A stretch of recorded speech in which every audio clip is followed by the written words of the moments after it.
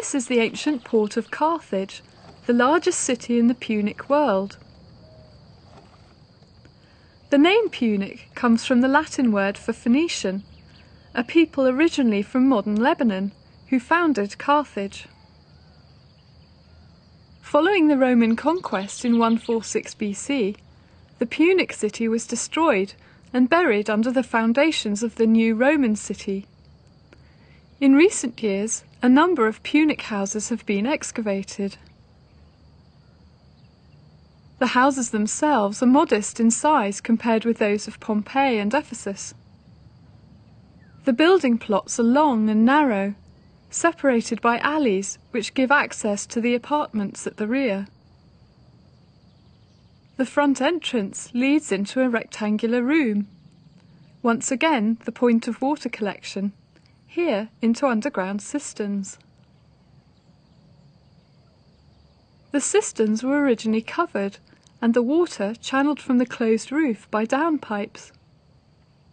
The positioning of the rooms and doorways suggests that some attempt was made to follow principles of symmetry and axiality, and the large central room may have performed some of the domestic functions of a court or an atrium. Already, a form of mosaic floor, composed of small cubes or tesserae, is being used prior to the Roman conquest.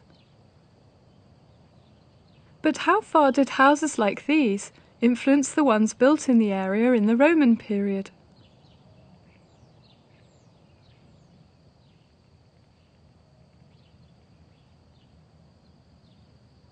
The city of Thuga is terraced into a steep hillside. As at Ephesus, the entrances to the houses lead off narrow cobbled streets.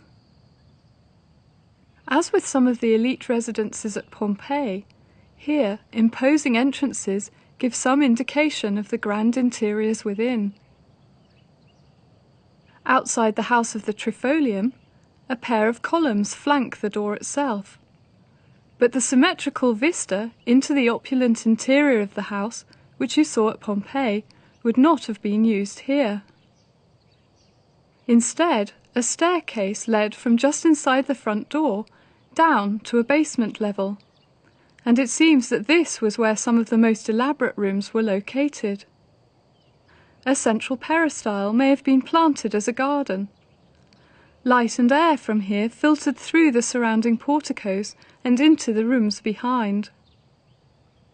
These rooms would have been offered protection from the hot African summer by the ground floor above, which is no longer well preserved.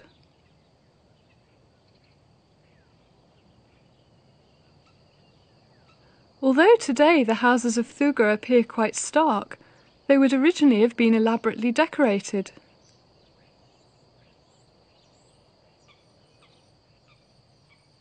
From the centre of the courtyard of this smaller neighbour of the house of the Trifolium comes an intricately detailed picture of Odysseus, withstanding the lure of the sirens, now displayed in the Bardo Museum.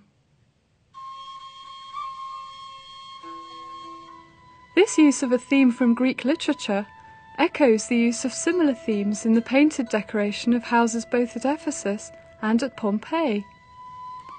In this African context, such representations are evidence of the way in which elements of Greek culture, adopted by the Italian elite, had also reached other geographical areas. Among the other popular motifs are fishermen and fish.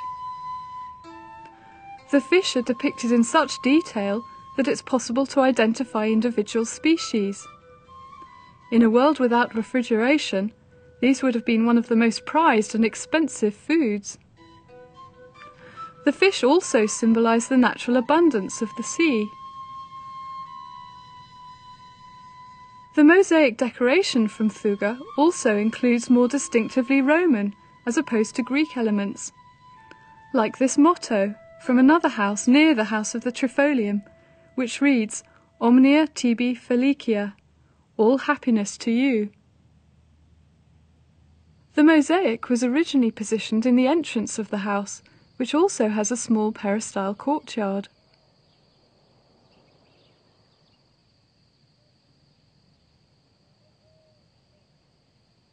The houses in Bulla Regia reveal more about local patterns of house design. The House of the Hunt occupies most of an insula or housing block, and shows some attempt to conform to the principles of symmetry and axiality. The rooms at ground level are not well preserved, although there are the remains of a large peristyle.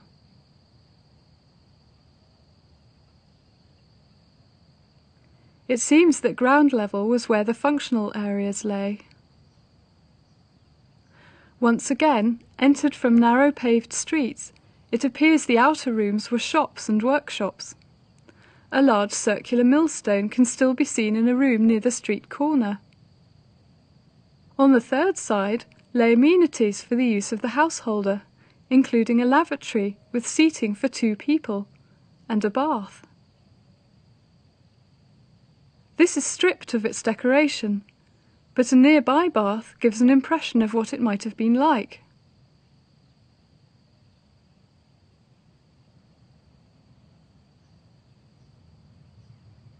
The Latin motto reads, Venantiorum Baiae, the baths of the hunters.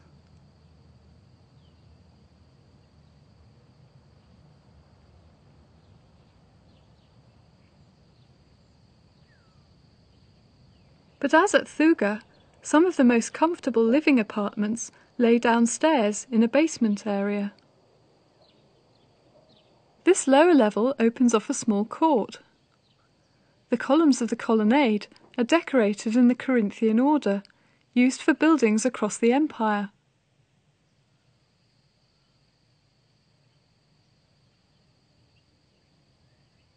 Here, though, the large curling leaves of the capitals give a distinctive local flavour.